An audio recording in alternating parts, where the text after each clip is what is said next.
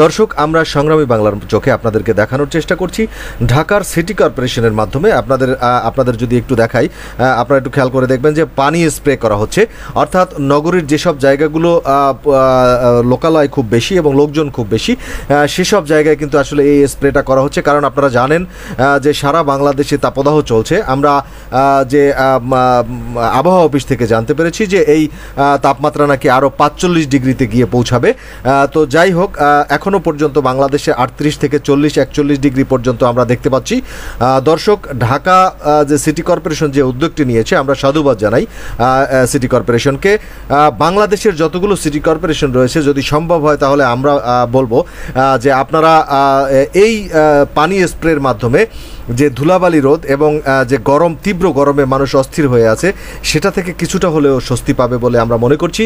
আপনারা অবশ্যই সিটি কর্পোরেশনের যারা দায়িত্ব রয়েছেন এবং যারা মেয়র মহোদয় রয়েছেন, তাদের দৃষ্টি আকর্ষণ করব, যাতে করে আপনারা এই ব্যবস্থাটি যদি থেকে থাকে বা এ ধরনের কোনো ব্যবস্থা আপনারা করতে পারেন, তাহলে কিছুটা হলেও মানুষ কিন্তু এই গরম থেকে রক্ষা পাবে। এবং আমরা জানি যে বেশ কিছু জায়গায় মানুষ মারা গিয়েছে এবং পিচ ঢালা রাস্তা গলে গিয়েছে, এ ধরনের অনেক খবরই আমরা দেখতে পাচ্ছি, এবং এমনকি রেল লাইন বাঁকা হয়ে যাচ্ছে।